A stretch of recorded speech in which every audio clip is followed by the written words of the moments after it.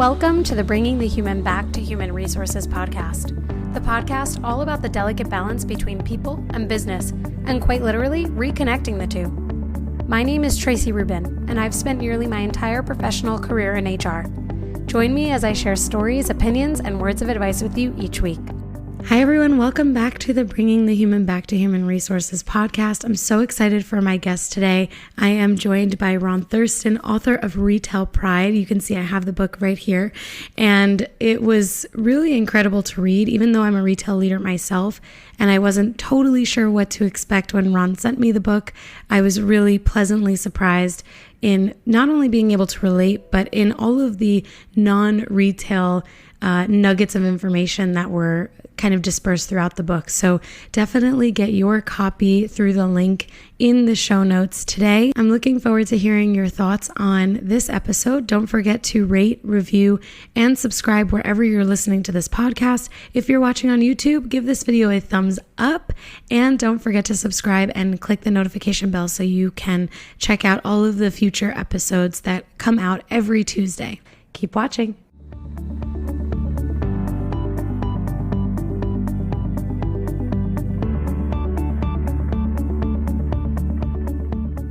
Okay, well, welcome back to the podcast, everyone. I am joined by Ron Thurston, author of Retail Pride, which was one of the most captivating books that I've read. I definitely learned a lot about myself while reading, and I'm so excited, Ron, for you to be here today and for you to share all of your wisdom with the listeners. So I'd love to pass the mic, so to speak, to you to introduce yourself to everyone. Awesome. Thanks so much, Traci. And you and I met through a mutual friend through Megan Hool.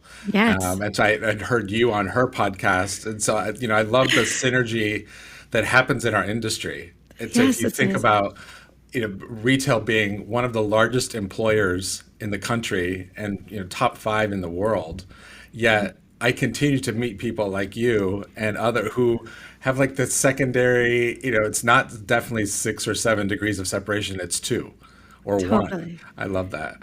I know, me too. Yeah, I love that about our industry. But yeah, so my name is Ron Thurston. I am the vice president of stores at INTERMIX and the author of this book, Retail Pride, which we'll spend our time.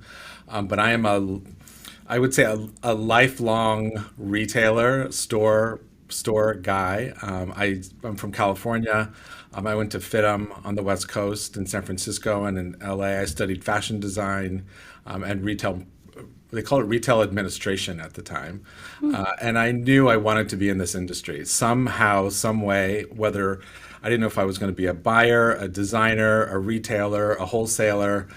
I didn't know at that time. So I said, I'm going to study both sides and then I'll just see where it lands. And I did have a design career for several years. But once I discovered retail and the joy and the entrepreneurial spirit and the power that this industry has, I was hooked. And here we are 30 years later, and I'm more and more excited about it every day. I love it. You know what I loved? One of the things that I loved most about your book was that you started off with the family experience, and for you, how your family kind of set the stage for you. And I find, and maybe you'd agree, that retail is so much like a family. I mean, the people that we work with throughout the course of our careers, or even if we switch between businesses and companies, I mean, there's always that connection. Yeah, agreed. Yeah, and my grandfather owned a construction company that became a pretty large player building grocery stores, specifically Safeway on the West Coast.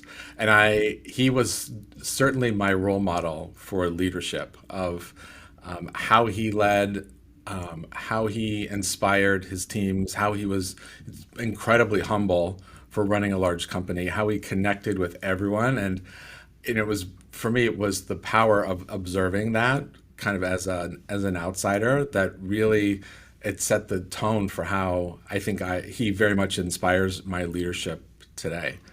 I love that. I love that. It's so special. And I think that anyone who decides to pick up your book, if they haven't already, that first chapter, I should say, that really starts to draw you in, because I think everyone kind of has some story where they can think about their experience growing up and how that impacted who they are today. Yeah. So I just love that. It sounds like he was a really interesting man. Very interesting man. And while I didn't choose construction, I certainly chose to continue to use him as my example. Like, well, what would Papa do here? Like, how would it work? And we had a Sure. lot of phone calls, throughout, through my adult, growing up of like, well, what should I do? How does this feel? Having someone to bounce that off, even though he knew Yeah. nothing about my industry, didn't matter because it's about people, which is, I know, the topic of our conversation today. But it Yes. didn't matter if he was leading teams of people doing construction or I was leading teams of people in stores. We're still leading people, and Hmm. the ideas of it and the love that we have for that transcends any industry. And I feel very Absolutely. strongly about that. Absolutely. I totally agree. And actually, it's the perfect segue because I should set the stage for all of the listeners that we are talking a lot about retail today, but we're also talking about everything that is totally related to any industry. And it's one of the things that I always try to keep in mind for my podcast because I know that there are listeners who are not in retail or who maybe have left retail. And I think that if there's anything that we know about retail, it's that it teaches you about life itself and it teaches you about things and just the life experience, humanity that is really applicable to people of all backgrounds, industries, etc. I do. I completely agree with you. Awesome. So let's jump right into it because I have some very exciting, I think they're exciting questions. I know I'm excited to ask them. But the very first thing that I want to mention is that your book has literally been all over my Instagram, all over LinkedIn. And it's probably because I'm so heavily connected to retail leaders. And as you mentioned, Megan is the connector here for us. When I heard you on her podcast, I was like, oh, I've got to reach out because I was just so excited about what you were talking about and what we could get out of your book. So without giving too much away, can you share, and you kind of already touched on this, but what really inspired you to start writing your book? And did you expect the kind of response that you're seeing today? As kind of I started in the beginning, I have such a deep kind of love it's a big word, but it's a true word in this scenario. Love of this industry and the people that do the work every day, the hard work that goes into it, because I did it. I grew up in stores from sales and assistant manager, store manager, district manager, now I've had the opportunity to lead the retail teams for a number of great companies. And my passion for them is deep. And what happened several years ago is that the conversation about our industry shifted to in a very negative way. This kind of term retail apocalypse started to trend. There was a lot being written about the death of retail, and I took that very personally. And I said, I don't know what you're talking about. Like the people that do this every day, no matter what they're selling, have a real like commitment and joy in what they do. Mm-hmm. And so I started to write a blog it was called Retail Fitness. I don't know why I chose retail fitness, maybe because I love fitness and I love retail, but to try to just unpack of like, let's minimize the noise and let's really think about the power of our industry and the importance that we all play. And I'm one of those people.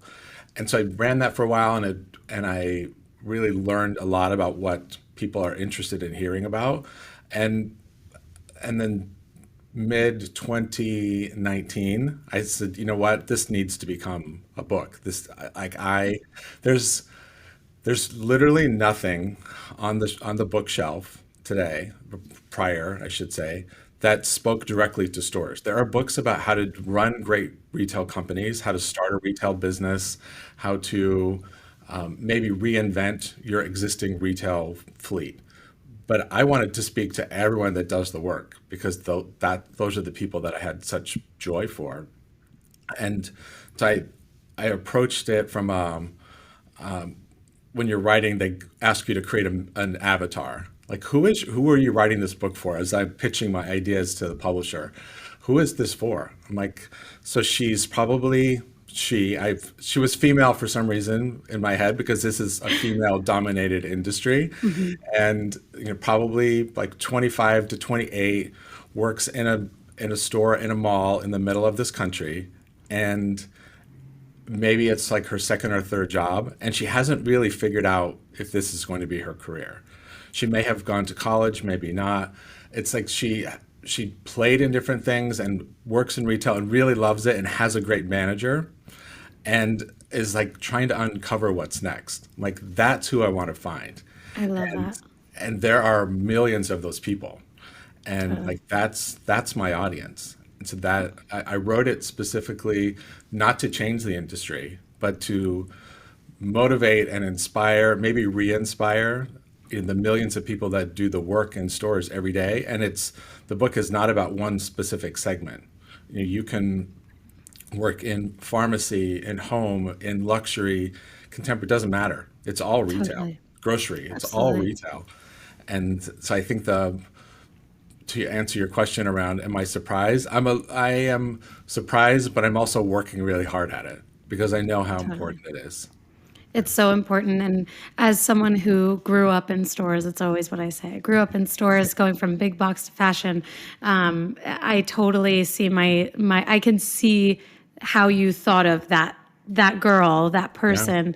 And I was like, now that I'm thinking about it, I was kind of seeing a lot of myself. I kind of did feel like you were speaking to me. I'm like, Ron, I know about the things that I'm talking about in my head. No, this is amazing. And I think, to kind of go on to one of the themes that I found to be really present in your book, it was one that I really think again is relevant for both retail and non-retail, and that's about people centrism. And we just kind of touched on this.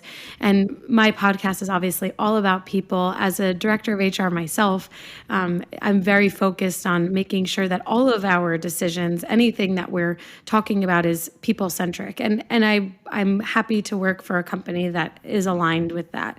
But in terms of where you stand, I'd love to hear more about the moment that you first recognized how pivotal that role that people play in business was. Like, when did you first notice that? So I really uncovered that as I started moving from kind of a design career into a retail career. So my first non-design opportunity was with a department store. It was called Broadway at the time. I think it rolled under into Macy's, and they had a management training program. And I said, well, if I'm going to jump into this industry as kind of a novice, what do I want to do? So I went into this management training program, and you spend a little bit of time in the buying office and a little bit of time mentoring with other leaders. But they then gave me the opportunity to be a department manager. And I remember it very clearly because it was a Levi's shop. And so it was just Levi's. And I remember having this team, and at the time, department stores had very tenured employees, and they 10, 20, 30, 40 years with the brands. And so here I am, 28 maybe, with a lot of energy and a lot of drive. I was like, we're going to win, we're going to do this. And they were like, who are you? And Yeah, like, totally. leave us alone. Like, stop trying to have a contest, stop trying to have fun. And I'm like, I'm gonna win these people over. We're gonna find ways to make this the best place possible to work. And and I kind of even like referenced my grandfather at that time and said, well, like, what would he do? And it's about getting people on your side. It's kind of that telling people what you Buy-in. stand for. Why do you want to do this? Why do you work here? And do you want to win? Do you want to be on a winning team? Well, let's do this. And I didn't play sports in school. I didn't ever have that experience. I learned how to lead teams by working in retail. And pretty soon I Totally. figured out if I get them on my side, and we can do this together, then we're going to have an incredible department. And that's exactly what happened. And pretty soon it's like, well, Ron, like men's furnishings is in the next department over. Why don't you take that too? And why don't you take the rest of the men's Yes. floor?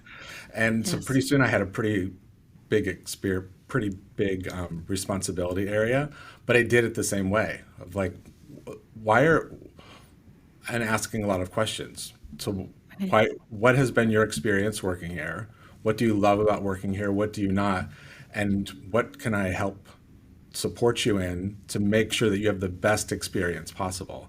And I think that's our responsibility as leaders, is to ask a lot of questions first before you start spewing out, Totally. commands. Like, well, Totally. you've worked here 25 years. eh, And Like, why should they start listening to you all of a sudden? correct, Right? like why? Yeah, And it's fascinating to me what happens when you just sit and listen, absolutely. and how you can lead others, and the power of people comes through learning their story. It's so true.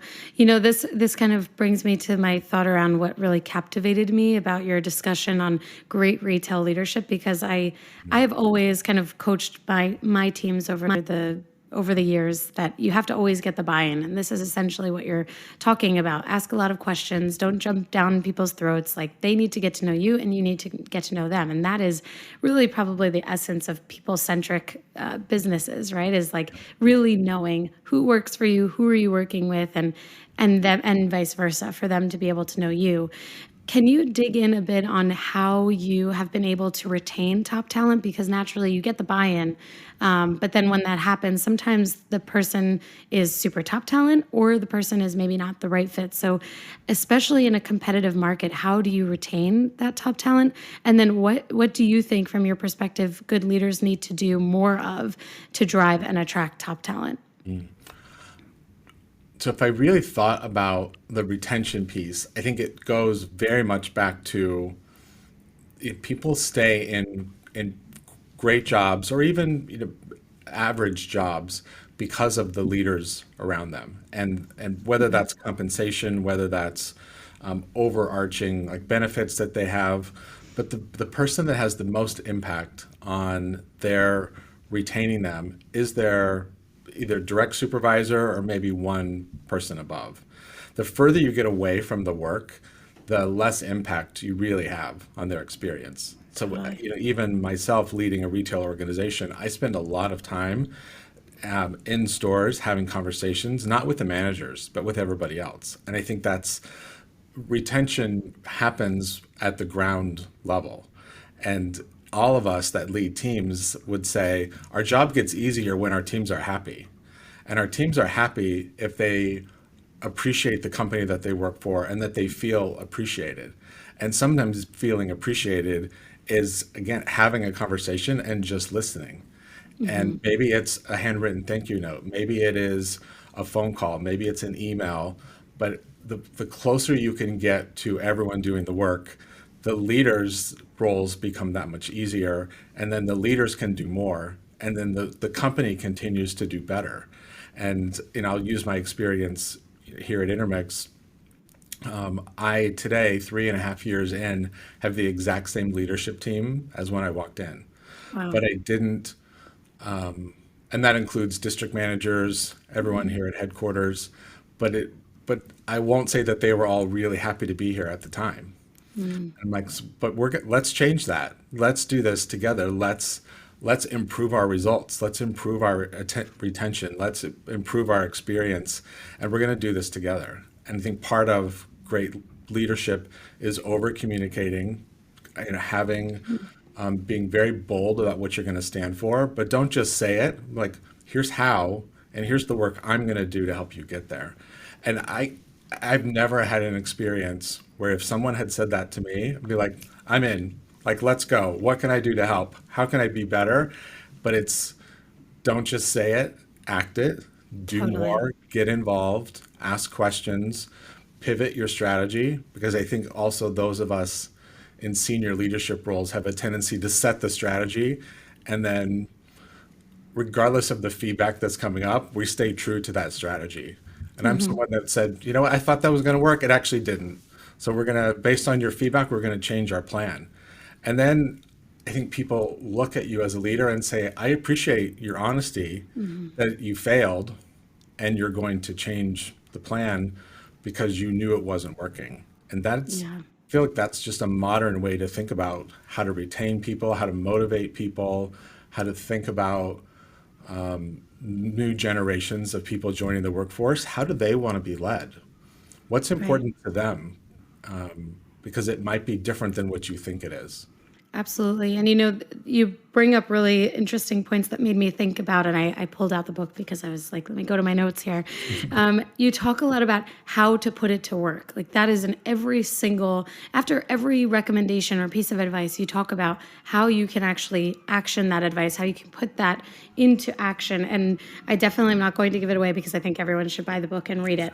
But one of the things, and you actually just mentioned this a bit earlier, was this concept of telling people what you stand for and what do you stand for. And that for sure, and I told you this before we started recording, was the hands down most pivotal part of the book for me, because I think we probably as leaders, we think about, okay, what do I want people to know about me? What do I want people to take away from my leadership? But do we really think about what we stand for? And so talking or thinking through what you've shared about the buy-in and kind of creating and retaining these top talent individuals or a top talent team, I think that that's so, so important. And I'm sure that as people read your book, I think they'll probably take the same message away, that it's like, it's not just about who we are as leaders, but it's really about what we are standing for every single day.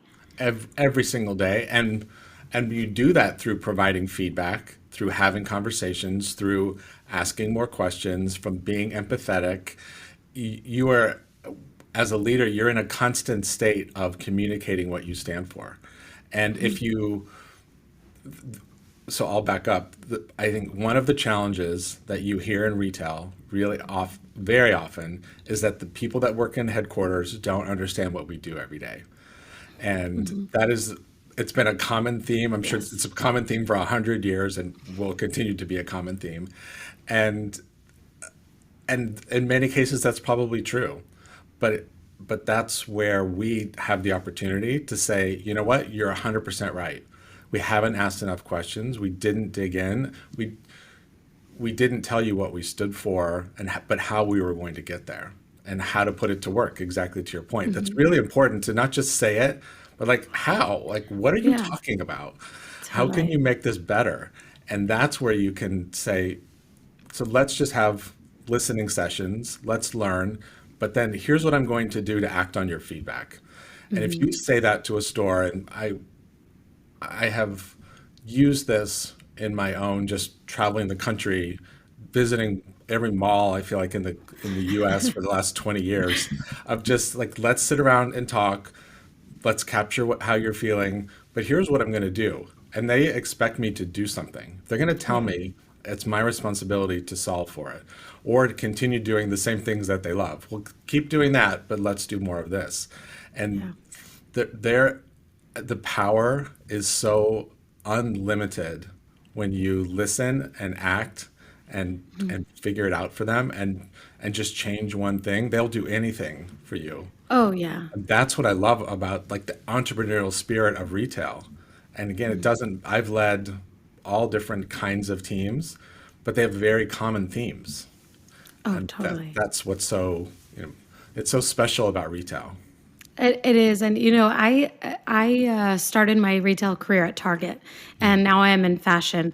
And I actually have been now in my role at SMCP for the same amount of time as I was in Target. And so having 4 years at Target, 4 years at SMCP, it's really interesting to see that people are really not so different. Just because it's fashion and Target is big box, doesn't make people that much different.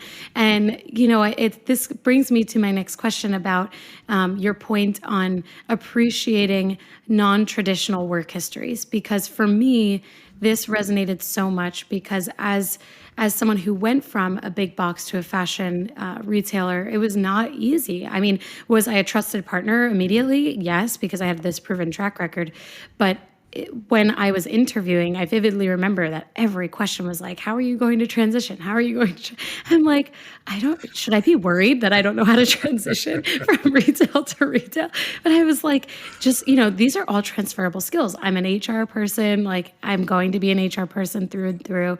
And we're talking about retail. And to me, the best transition is going from an in-store experience to a corporate experience. I mean, no one knows the stores better than someone who unloaded trucks for a $100 million store, right? Totally agree. Totally agree. Right. So I mean, that is where I would love for us to dig in a bit on how we can give advice on transitioning into maybe even a different industry, or how we talk about our transferable skill sets, but also for the hiring managers listening, how do we get them to hear this point that this diversity of thought it should be so appreciated and given a hug almost.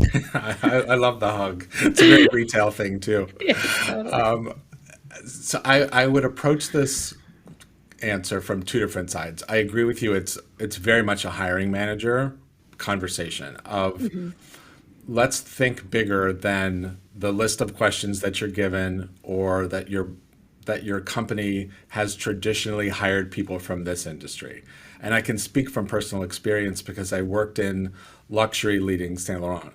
I worked, I work in luxury today, not at the same level as Saint Laurent, but INTERMIX is a luxury multi-brand retailer. Leading Apple is luxury, but in a different way.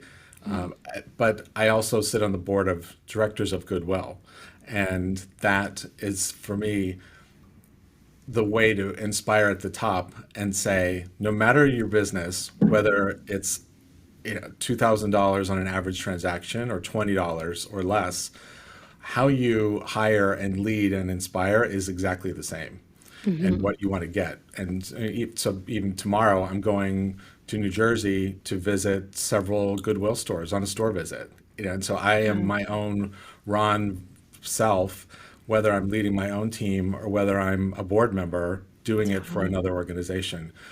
So I would challenge everyone to just think differently beyond the traditional way that we hire. But I'd say on the candidate side, this is also an industry that I don't think we've put enough effort on the employee side, the candidate side, of educating yourself about the industry. And so if you think about not just the brand you work for, but what's happening in retail overall, what's happening in technology overall, like what maybe your brand doesn't use it, but you should be educated about all the different ways that the world is shifting in our industry. And so if you can sit down in an interview, maybe it's a luxury brand that you've aspired to work for but never did, but you sit down with a hiring manager like me and you say, let me tell you about my background, but let me tell you about what I also know about our industry and how it's evolving and how I can add value to this by doing X, Y, and Z.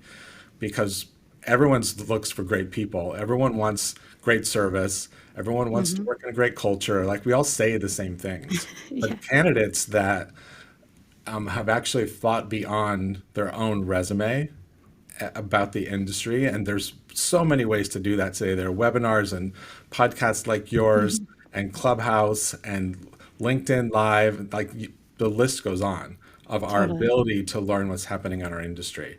And I challenge everyone, take full advantage of the fact that there's more content today about retail happening than there ever has been before. Yeah. But pay attention and you will become a better candidate. And the hiring manager should and can often appreciate the fact that it isn't just about your resume. It's about your commitment to this industry. And it's how I finished the book is it needs to stop saying that this is accidental, because 90% of the people that I've met in the last 25 years have said they're in retail by accident. For many years, I just thought that was funny. I'm like, oh yeah, it wasn't really for me, but I understand. I've reached this point now of the minute that you say that this is intentionally my career, you act differently, you resource things 1,000%. differently, you build your network differently, and you show up at work differently of this is my career. I'm going to be intentional about what I do. And that changes the dynamic. And pretty soon you become a really great candidate. Yes. Can I tell you, I was totally called out at the end of the book because I used to always say, and I'm here for the truth. I need people to always call me out. I really appreciate it. And I was like, oh, wow, Ron is really he's calling me out here, because I always say, or I used to say, because now since reading your book, I don't say this anymore. Good. But I used to say, oh, I just fell into after college, I just fell into retail, even though I was a sales associate for different retailers in high school. Like I just fell into it. It was an accident. I didn't think I was going to stay in retail. And when I read that, I was like, I unintentionally holding myself back. Every time I say it was an accident or I didn't intend on staying in retail or retail sucks you in and once you find that you love it, you never leave. But it's really shifting the paradigm. It's shifting the mindset from this isn't really my passion to this is what I intend to do with my life. And it's actually one of the things that I try to talk about as often as possible, that retail is not going anywhere. The retail apocalypse, people always talk about it. I mean, when you look at what the impact of COVID has been on retail and that now we have 16,000 jobs added in apparel and fashion or apparel goods, we'll say, alone in just March. I mean, it goes to show you retail's not going anywhere. So thank you for calling me out. I mean, I'm a little bit apologetic, but I'm really not, because I think that it's no, that was important for me to read. well, thank you. Thank you for saying that. But the book is called Retail Pride for a reason, because pride is such a word that it's a controversial word in its own way. But you have to think about, do I have pride or do I have shame about working in retail? Is it that I'm in here because I don't have an education? And I did it myself. I'm like, oh, I just work in retail. I did it myself. And I had to come to my own, addressing my own shame of stop saying you just work in retail. Yeah. That I don't have a big education. I don't have a lot of things that people that are at the executive level have. But what I have is a skill that I have learned over years that now I'm really proud of. And I want to change the conversation, because we have to stop hiding and just saying, oh, I just work in retail. We have to stop that. Throw away the just. Yeah. Throw it away. And I'm proud I work in retail and I'm proud to work in it. That is, right. I have not met a lot of people in my career that have said that. And to your first question, why do I think this has resonated so well? Because no one has ever said that before. Totally. I completely agree. Yeah. So thank you so much for that. And like I said, don't apologize. It was super important for me to have that reckoning, I think, with myself. And 90% of people who, like me, have said I fell into retail or it was an accident. Hopefully we'll have that same internal dialogue after reading the book. And so switching gears a little bit, there's a part of your book in the last few chapters where you start to talk about establishing a sense of belonging, and especially with the context of DE&I. I see DE&I as wellness, belonging, diversity, equity, and inclusion. And this is also coming from some conversations with other leaders in industries who are leading the DE&I conversation. And I did a podcast episode a while back with two women who are really, they come from wide dynamic dialogues, and that is their business. And they talk about how wellness is part of DE&I. And recently on Clubhouse, I've learned that belonging is also part of DE&I. So I think it's interesting to think about how it's become a conversation that's growing and it's really continuing to grow. But specifically, you talk about how belonging contributes to a winning culture. And I think I'm curious, in your experience, which companies are doing this the best? And what would you say they have in common as it relates to mutual ownership in driving a winning culture? There are companies that have reputations for great culture, and maybe even within those companies, that there may be parts of different departments or different legs of it that have great culture. But I think ultimately it is our own responsibility to create the workplace that we want to work in, and that we shouldn't rely on the company to provide anything to us that influences our own experience. And it's asking for what you need, and sometimes creating a sense of belonging is calling people out and saying, I love working here, but I expect the company to do better here, and I want to belong, but I want to be able to articulate how I think this could be a better place to work. I want to improve the culture. And so I think I've worked in organizations that had, I think, great company culture, but then there were stores that were terrible places to work, or there were districts that maybe weren't as powerful as others. And so I think all of us that have any kind of leadership role have the ability to influence that culture, no matter your role in the company. Mm-hmm. And I believe that. And that Mm-hmm. could be from bottom up versus top down. You can change the company culture. You as a leader, when I said I have the same team for 3.5 years, I didn't change the people, I changed the culture. And Mm-hmm. then the people want to stay. And Mm-hmm. is did I change the entire company? Maybe I'd like to say I had an influence on the company culture, but most importantly, I changed the culture of stores. And Absolutely. that, so I know that doesn't exactly answer your question, but I think we have to think of it like don't let someone else make the decisions for you. This is so impactful. Actually, I think in asking this question, I was kind of secretly hoping that we would talk about how it's not the company and that it's every single individual who contributes to the culture. And I don't know if in your experience you've met with candidates who say, I was always placed in these really terrible situations because I was there to fix the stores. I was there to Mhm. fix the culture. Those are the people that I pay extra special attention to because they're the ones that aren't afraid to get in there and say, hey, we need to change things. We need to do things differently and to really lead, motivate, and inspire. If anything, it's going to inspire people who might lean on the side of complaining about their current situation to actually take a solution-based stance and really Right. impact the experience that they're in.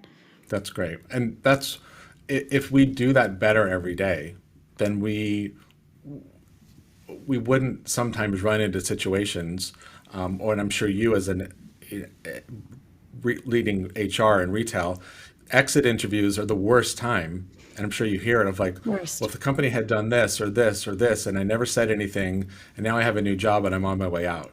And it's so painful for me to hear that.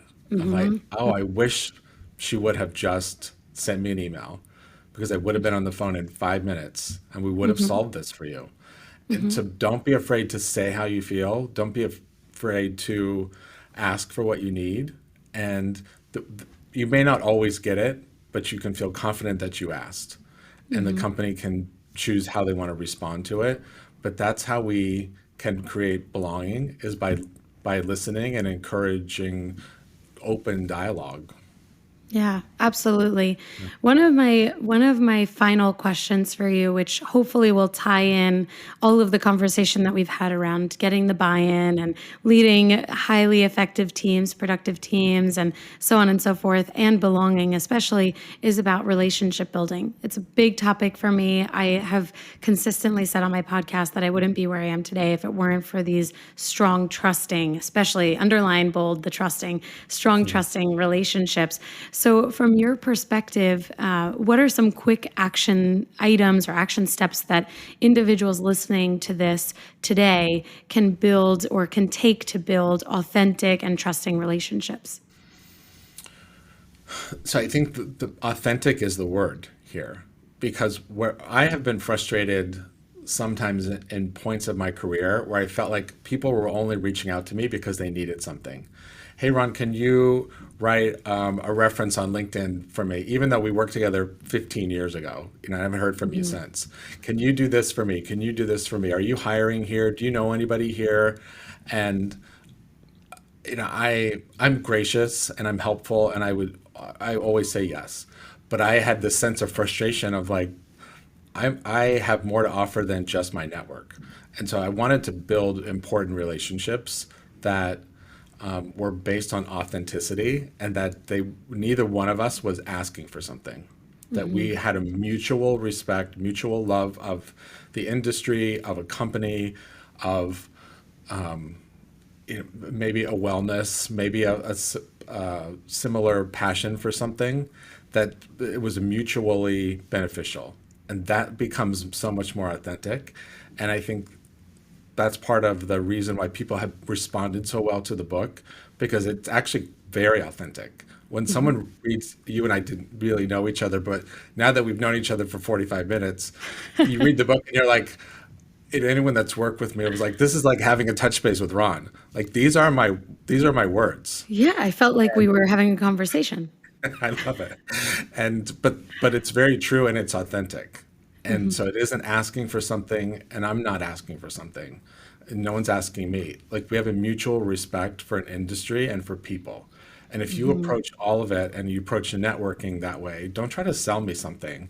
But like, hey, we both love retail. Let's talk about it. Okay.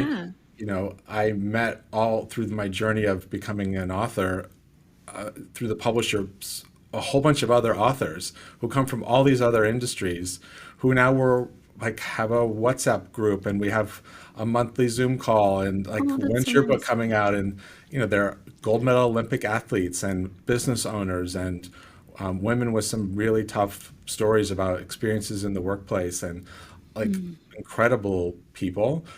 We had a common love of becoming an author. We had nothing else in common, but now we're all Mm. great friends. And so I think you have to find those moments of building your network that are about true authenticity. Yes. And those become friends for life because you're not asking for something. Right. Oh my gosh, I love that. It makes me think of someone that I recently connected with on Instagram who's also in the HR space and she does like small business. She'll actually be a guest on a future episode. And we just chatted over Zoom for like 30 minutes and I was like, do I have a new best friend in California? Is this what just happened? Like, this is amazing. Like, I'll take it. I didn't know that I needed any new friends, but I certainly, if it's going to happen like this, I'll take them. So I think that's so important. And the topic of authenticity came up a lot, I think, in 2020 because everyone was in this I don't want to say fight or flight mode, but this mode of really questioning who they were. I mean, it was almost like life or death in many situations for people, Yeah. especially when people were impacted by unemployment and things like that. And I try to say it as often as possible that if you are not authentically yourself, if you're not building authentic relationships, you might as well just quit.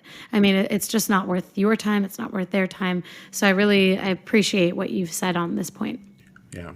And I think if you have been in the place in your life where you feel like you don't actually have the ability to give, that you have not had that experience, that sometimes having a conversation with someone that does, you you uncover things that they didn't even know that they were powerful, and Mm. they like embracing their own potential ability to impact and offer things that they didn't even know that they have.